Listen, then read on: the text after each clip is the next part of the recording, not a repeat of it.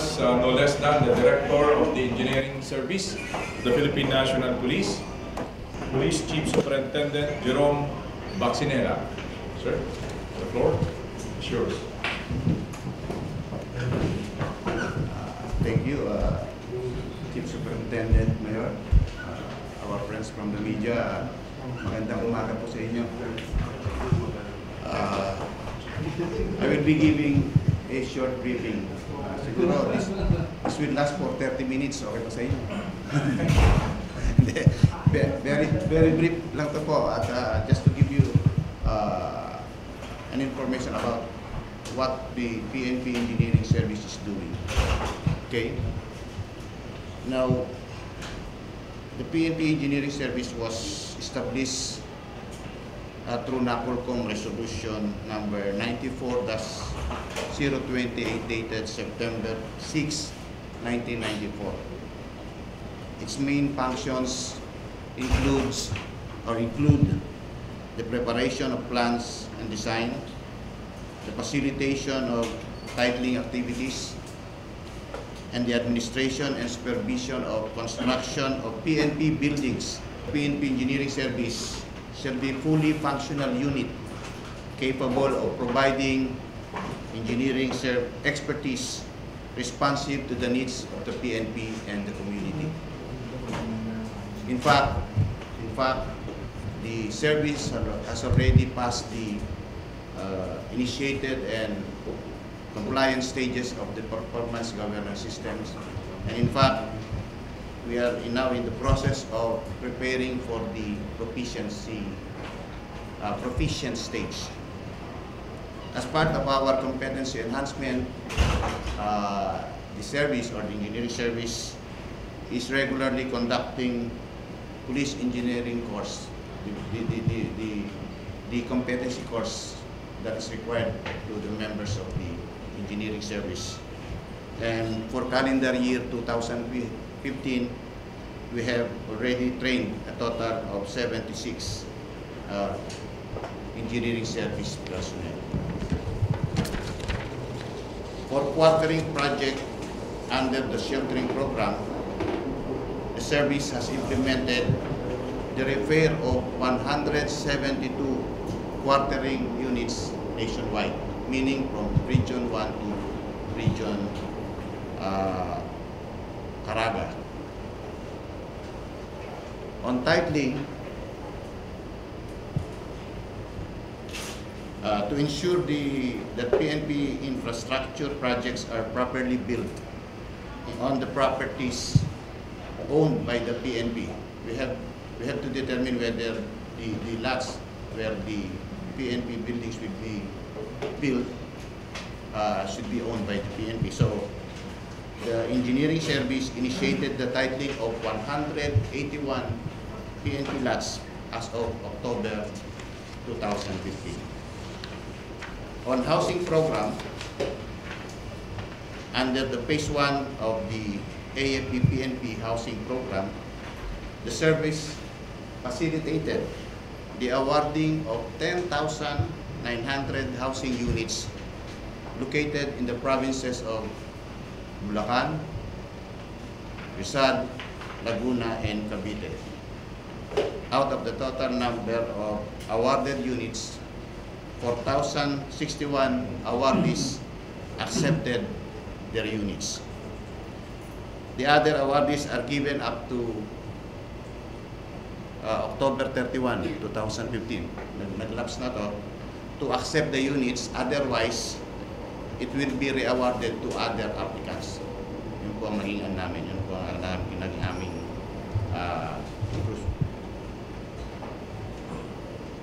on phase 2,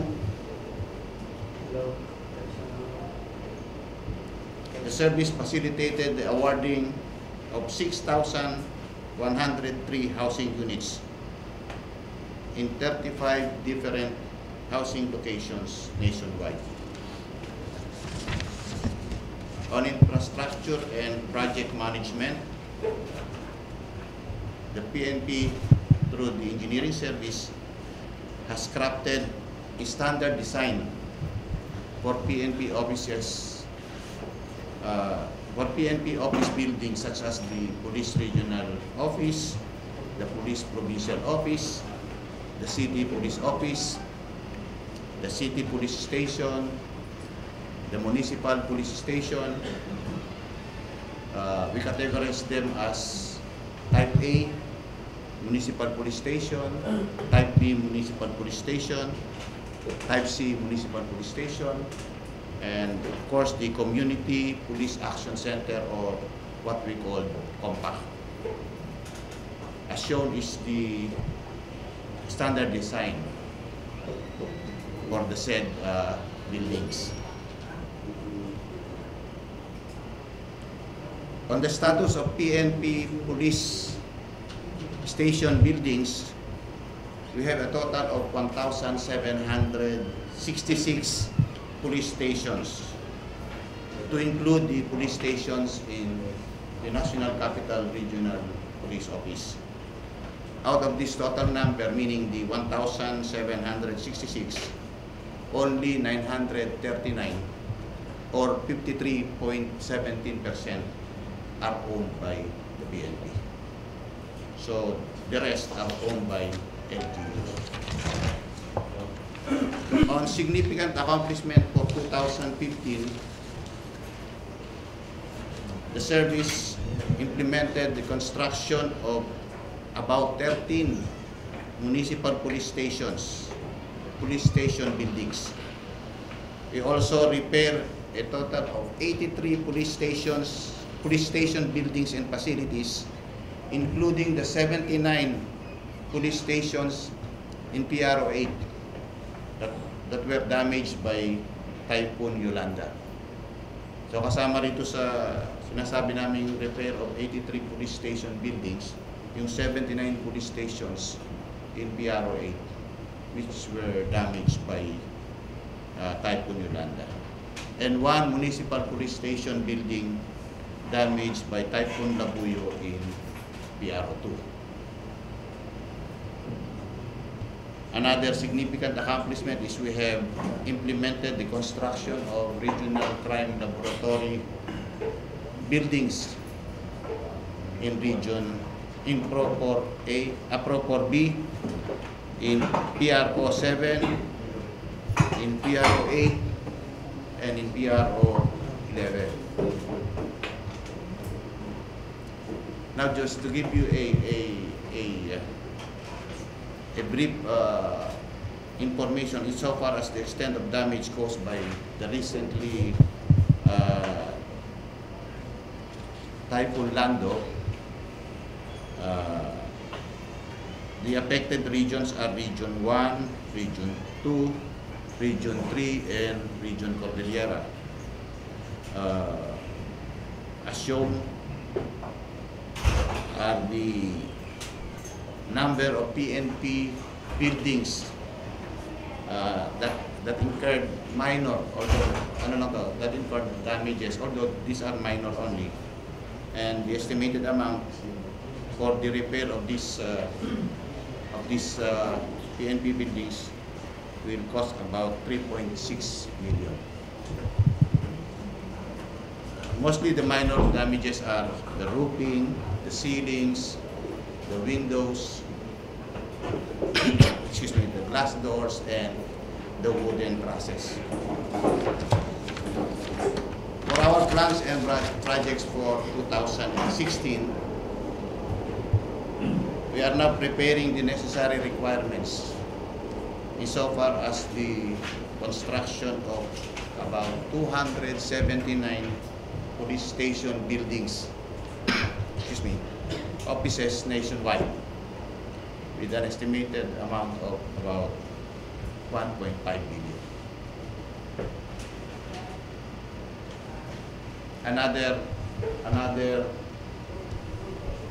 Another big plan or project is the proposed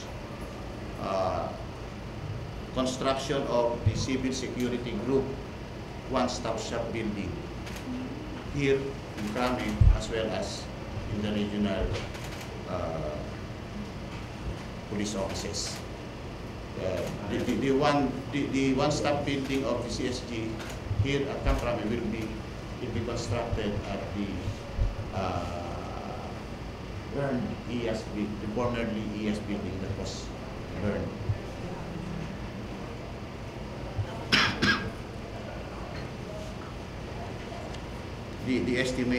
The estimate cost or budget for the construction of the CSG building here at Camp Crame is about 72 million.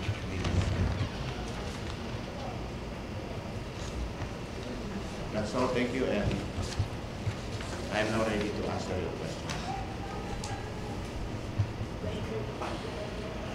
Sir, yung po bang sa affected ng nila, 83 po lahat yun sa nila affected areas?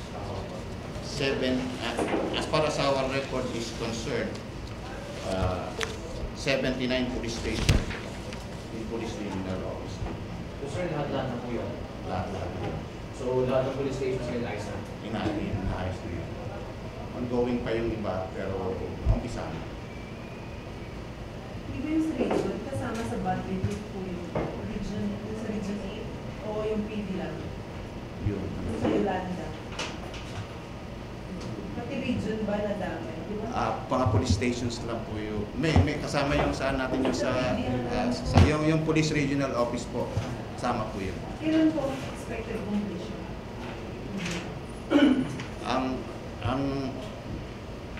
Ang nakalagay sa record po namin is we have already initiated the repair of 82 police station buildings. So meaning na ano po namin. So yung 89 yung sabi natin, tapos nag-80. Ano yung nadagdag na tayo? May isa pong police station na damage naman ng Typhoon Labuyo in PR. PR po naman. So yung sinasabi natin 82 parang nationwide affected by it. Yes po, ma'am. So yung sa dulo lang, yung sa one-stop shop. Ang sabi po natin, kailan ang expected completion nito?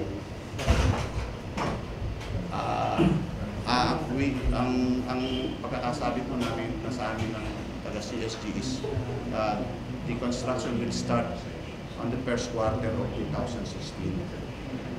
2016.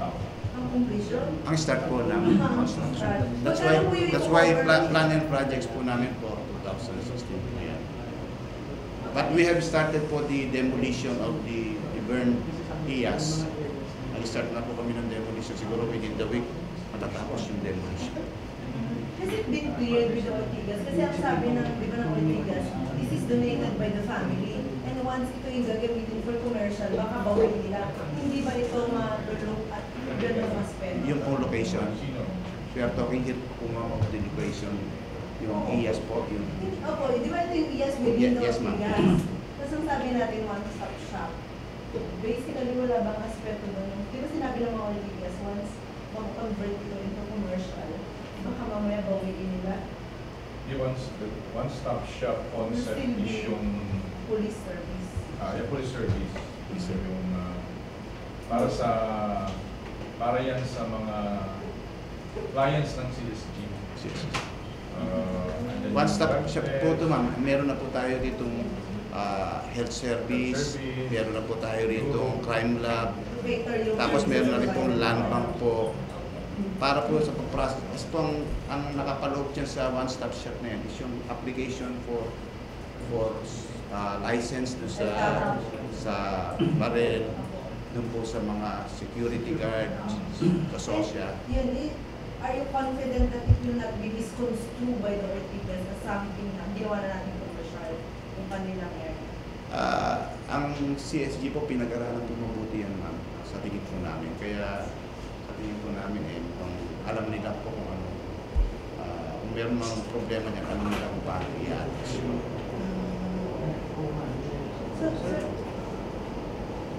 Sir, magkano po yung annual budget nakalalas sa Philippine for the repairs or ng police stations nationwide? O iniaalam niyo sa regional office? Meron tayong ano, di ba? I will check our records. Pero kompleto yan.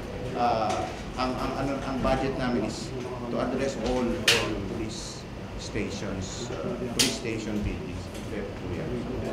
Just can give you an accurate budget and so forth. Answer your questions. Sir, favorite mo yung partido sa mga PC? Sa mga PC? Ang tawag po namin dalis yung compact.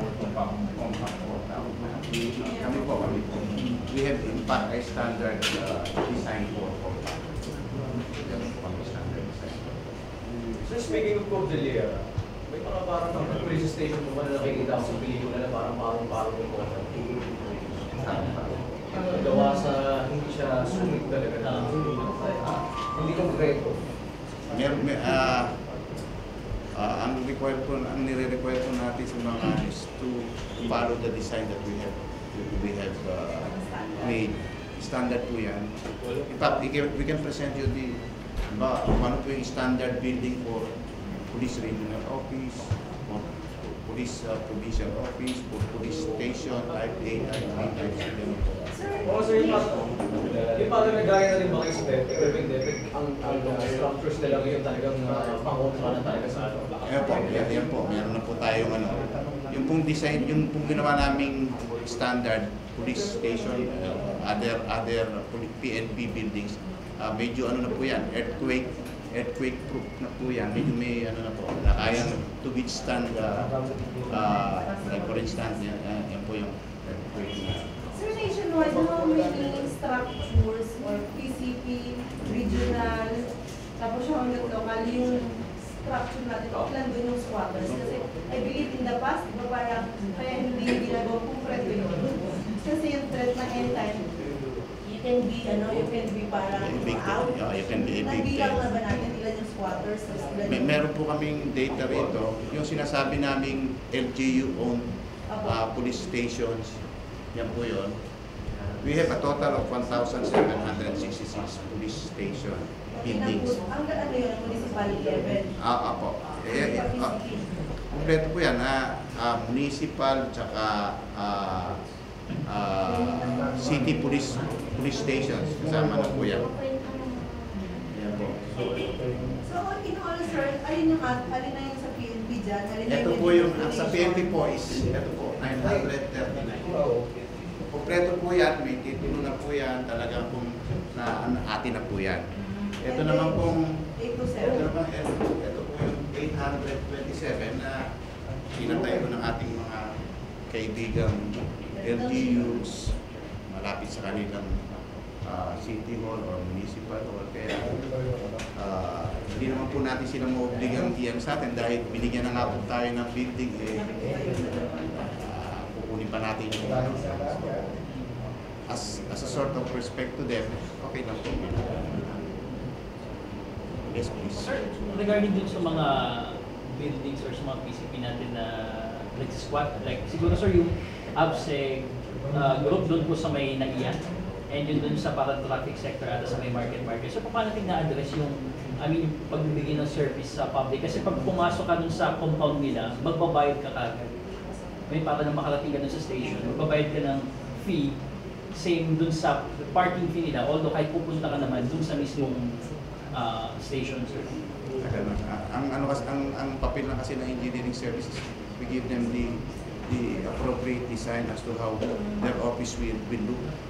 So, ano man yung procedures on how you will enter their offices, mukhang hindi na po namin nasasakot yun.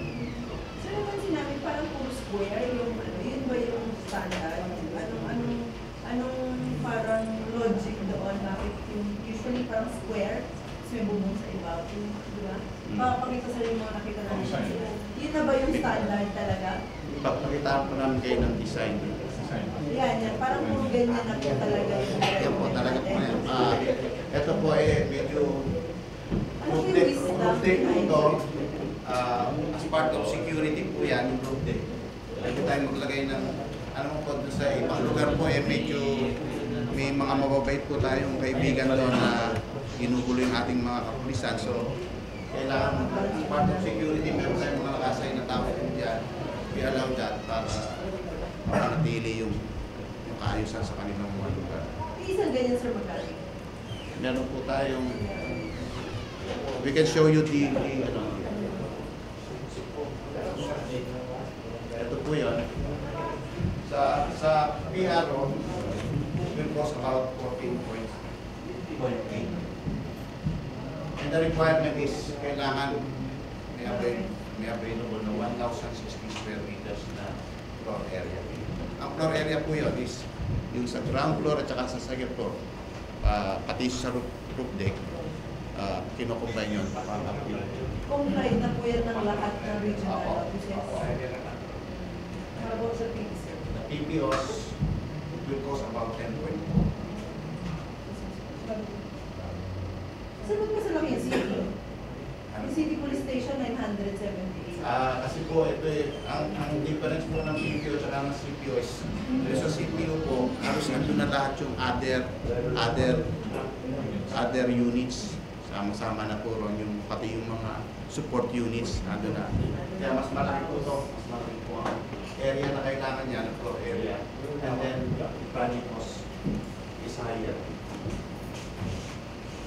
Sir, kasi parang ang nakita po natin sa video po, 78 or 79 stations sa Pro 8, yung masira. So, na-consider ba natin yung gano'n? Kasi sabi mo kanina, earthquake proof yung ibang buildings.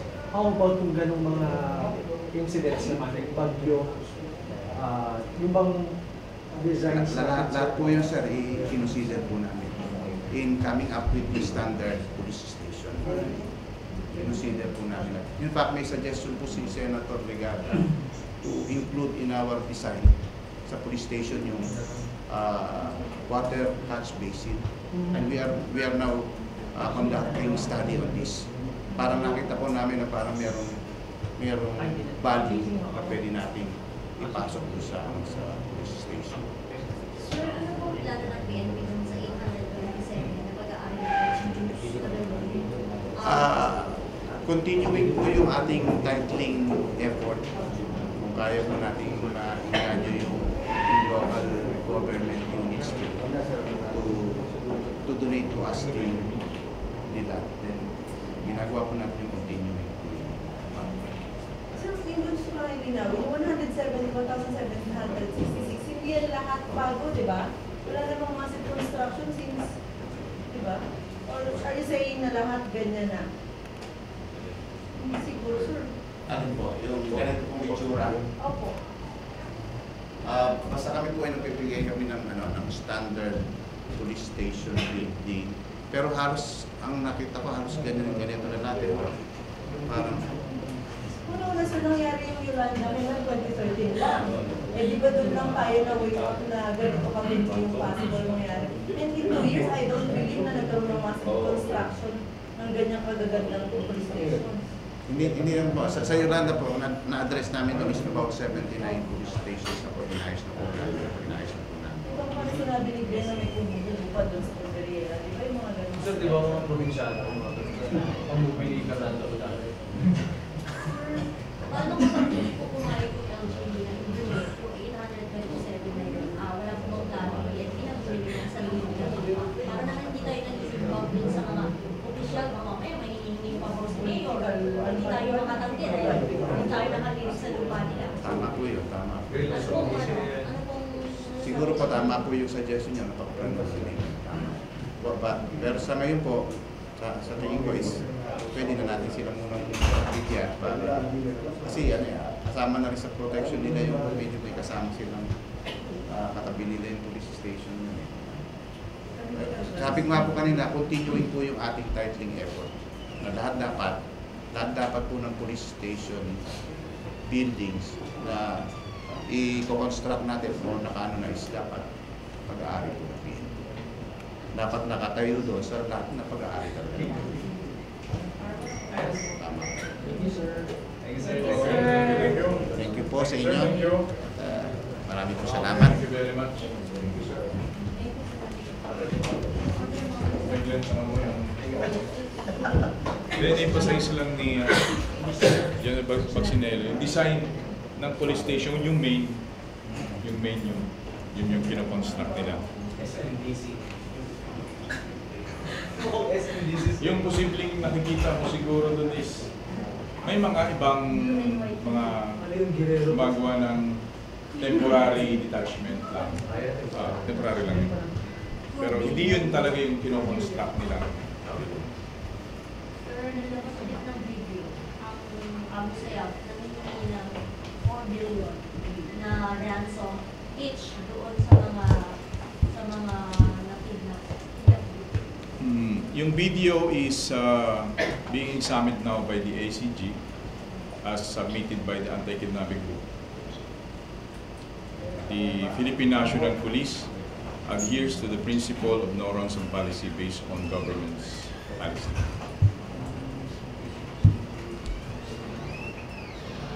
Pero sir, ano yung ginagawa ng operation? Rest assured the public that there is an ongoing operation, continuing operations natin to ensure the safety of that is the primordial concern of the Philippine National Police and the Armed Forces of the Philippines.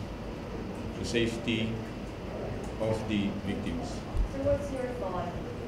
Ilabas nila a new video and then increase nila yung ransom nila. Knowing na ilang linggo na lang, i-check. Darating na sila sa mga leaders. Merong mga contingencies naman na ginagawa ng Philippine National Police. Pinaghahandaan lahat ang mga security preparations ngayon. And the possible situations naman is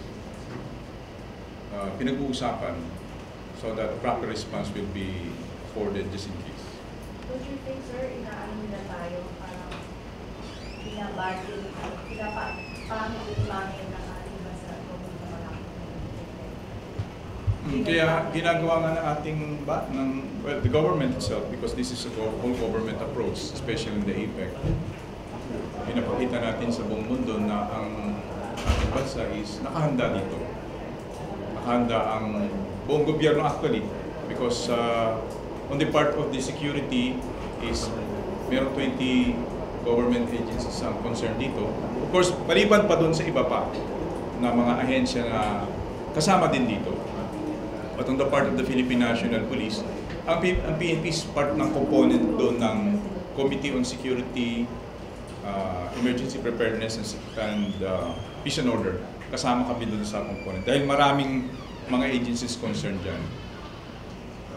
Ma-assure natin dyan sa public and of course sa international communities that nakahanda po ang Philippine National Police na tugunan po ang mga sitwasyon.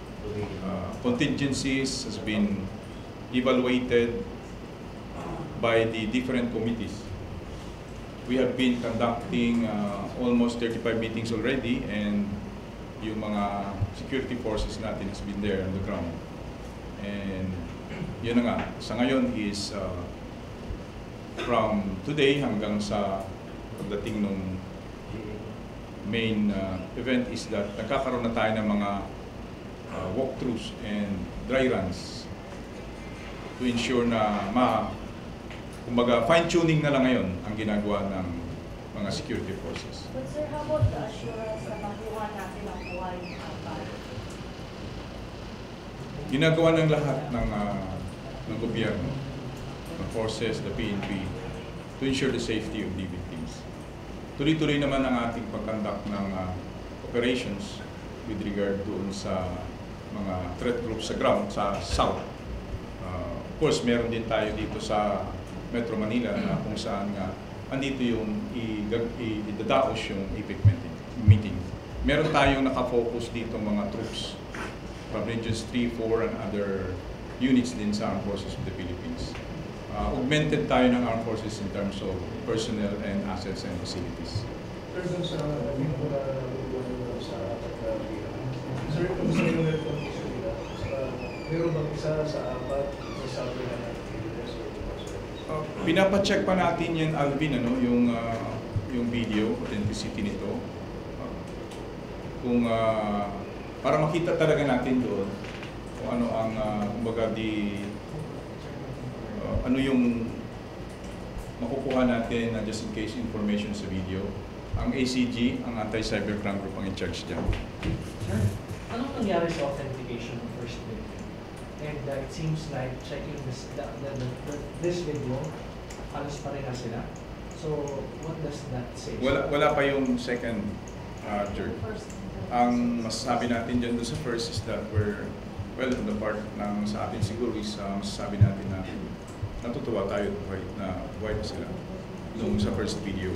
So, it means, sir, authenticated yung first video? Nakita yung first video, yes. And ito sa second is yung pinapacheck ulit natin. At again, ang sa part ng Philippine National Police na is tuloy-tuloy naman yung ating intelligence and gathering at the same time operations ng mga tao natin sa baba. So yung usapin sa Lagdan pala, lumalabas na ngayon, nakasali sila na lang talaga yung English ng Pilipinas daw para dahil madaming engagement. Siguro mag-focus lang doon tayo, Glenn, sa kung ano ang nangyari. Facts lang tayo kung may bala nga ba, may nahuli, may na-file na kaso, anong involvement ng tao. Meron namang investigasyon ginagawa. Ang ating panindigan nga dyan is kung sino talaga ang culprit then let them suffer the consequences. Marami nang naapektuhan dito, kaya kung sino man yung gumagawa niya, ang gumagawa niya ng ganyang scheme, then dapat siyang parusahan. Whether he is a member of course, kung anumang miyembro doon sa security forces sa airport, kung merong police na involved sa part namin, then parusahan siya kung meron niya base doon sa investigation. Pero sa may possible parang shower daw sa mga para talagang malinis sa akin wala silang handling sa Siguro hintayin natin after the result of the investigation. Kung merong nagkasalat at napatunayan na kasama sila doon, then definitely they will be sanctioned. Nagdagdag po ba yung mga unang PNP na nagdagdag sa apat na victim? Andun pa rin yung ating SITG, doon na nakaka-focus doon sa ground. Kasama naman natin palaging ang forces dyan as regards doon sa paghahanap ng apat. Hindi pa naman nabubuwag yung SITG na pinamumunuan nga ni Police Chief Superintendent Federico Dulay. Sila yung in charge doon. But of course, kasama natin ang forces kasi kanila yung mga assets, plano, barko, and of course manpower. Pero so who leads the operation? PNP or the AFP? Ang lead agency is the PNP because sa amin yung investigation. Tsaka in terms of intelligence sharing, kasama ang forces doon. Kami yung sa investigation kasi after the fact you're trying to identify yung una-una yung perpetrators, location nila. So part ng investigation yun. Sa assets, sa personnel, operation, armed forces, kasama namin doon. Sir, sa video, natutunan ko ano part ng Mindanao. These are operational matters siguro. Hayaan na lang muna natin. Tukoy natin. Kaya nga, ang ito na is operational matters. Let's leave it to the operating units. So sabi lang, so may utos ba na kailangan madaliin bago man lang mag-effect para makukunan ako? Kasi pag mamaya kasabay ng effect, It is imperative among us to do our best to ensure the safety and rescue of these victims. Sir, sorry Yes, I-press ko talaga yung question. So sir, na-authenticate yung video, yung first video or not yet? Tapos na yun, Dirk. And As regards to information, whatever na nakuha man namin doon, kaya nga ang hiling namin when it comes to operational matters, tactical matters, let us leave it to the operating units muna. so you mean na parang hindi natin ma-disclose kung authentic or hindi yung video? Hayaan mo na may video, hayaan mo na natin kung ano man nakuha namin doon, then which leave it to the operating units. Sir, Yes, Mark. matagal na rin. Tukoy na ba natin kung anong grupo talaga ito? Sa ngayon, wala pa tayong specific na grupo na natutukoy pa kung ano talaga yung gumawa nun. But kahit ano man silang grupo, as long as nahuli sila, then they'll be will be sanctioned under our laws. Sabi ng AFP, huwag na daw dinidify yung mga ginagawa ng ako sila. Kasi parang ini-encourage pa, kapag pinatulan, encourage pa natin sila na gawin yung mga ginagawa nila. Maganda nila. Maybe that addresses on you, not to us. I mean, kayo ba? Ano plano? Ay, kaya nga eh. I think that suggestion addresses on the media, not on us. Because as much as possible, operations should be, confidential. That's why, as much as possible, we don't want tactical or operational matters to be released to the public because of the sensitivity of the operations. Remember that life is at stake here. Parang ganun. So, between life and information, siguro unahin natin ang buhay ng tao. Sir, sa tingin nyo may kinalaman sa inyo yung timing? Wala naman tayong ebidensya nakikita na nag-link yun sa ngayon. Sir, can you say na sa mga bibisita sa atin sa effect, can you say na iligtas ang Pilipinas? May matapos. Ginagawa natin ang lahat ng paraan, Glenn. And as you can see, we have been preparing for this. This is a kumbaga international event because the world is focused on us. Kaya pinaghahandaan natin ito. Buong gobyerno ay andyan na lahat ng resources at ahensya para siguraduhin nga na maging maayos ito, maging safe para sa mga bisita natin. Sabi nga, it's a simple way. May bisita sa bahay natin is siguraduhin natin ang bahay natin ay maayos at malinis. Sir, dun sa grupo sa apat, meron bang, at least kahit pa paano nag-reach out yung mga kidnappers dun sa Bataan ng Pinay or something there? Ganun din yan, Aya, sabi ko nga, is operational matters. Siguro hayaan na muna natin ang mga tropa natin sa ground na magtrabaho ng dapat pinagawin. Again, these are sensitive matters. Life is at stake. Yun lang hinihiling namin, nabanggit nga ni Janet yan, is hayaan muna natin yung mga tao natin sa ground. Marami din ginagawa security forces natin ngayon. Meron namang, ang maka-assure lang po natin dyan is, meron pong nakatutok sa kanila mga puwersa para po masiguro na sila ay makuha ng maayos. Sir, yung establish sa grupo na yung pag-establish kung anong grupo, sino kumuha sa pangalan pa namin? May finality na ba, sir, na ano sa'yo? Nabanggit ko na rin, Jerk, na wala pa naman as of now, but regardless of whether anong grupo sila, dahil sa ginawa nilang violation sa batas, then dapat na sila masanction. But maybe, sabi siya, kaya sir, itong grupo o ISIS, so I don't know. Kaya nga nabanggit ko na nga, whether anong grupo man sila, what they did is a violation of law. They should be punished under our laws. Okay? Thank you. Maraming salamat po. Sugot ko na sa iyo. Sabi mo kay Mitch. This is a factor dito sa case. Lahat ito, Cecil, lahat naman sabi nga, yung contingencies na ginagawa namin. Palagi dyan sa contingencies, ang question to be answered is, what if? Palaging ganun. What if? So, this is a situation, what if? This is the response. For how many weeks na yan? No less than the Chief PNP is the one presiding the conference to ensure talaga na maayos itong APEC na ito. Sir, sorry. Okay. Dapat na lang sa akin. Kasi sir, may viral na video na sa Yes, Laguna. sa Laguna. Detective yung naglalaro ng flash. Ayaw mo may report na bata. Yung update lang sir, anong action taken? Tinake cognizance na yun ng Provincial Director ng Laguna. I already texted him kagabi. PD lang po. Yes, kasi may gusto rin nagtanong din yun, nakita ko rin yun.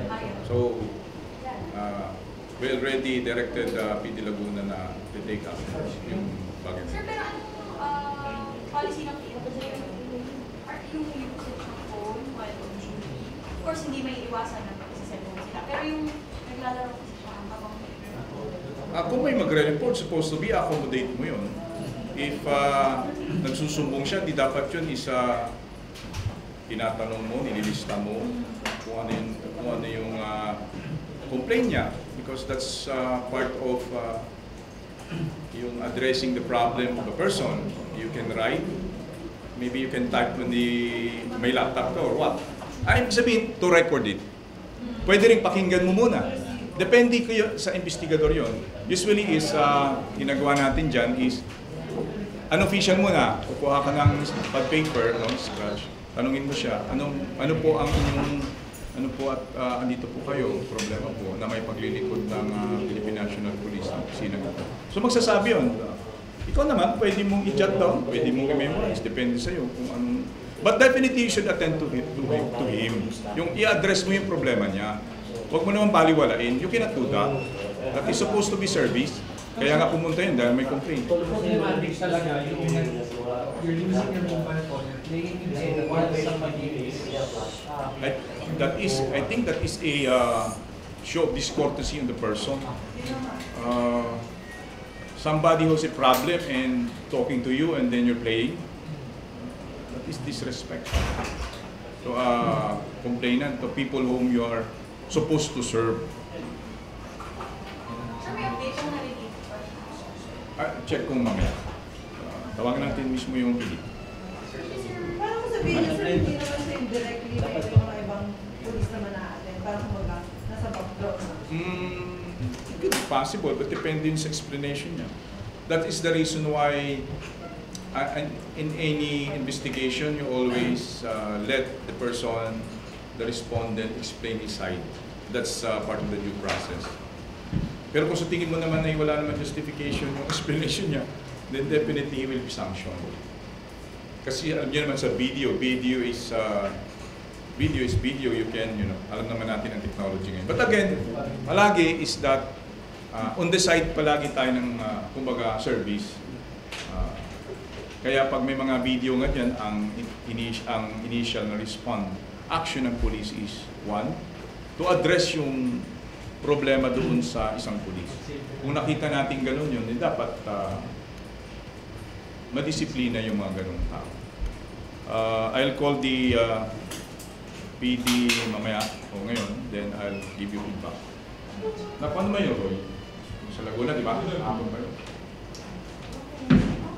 Maraming salamat po.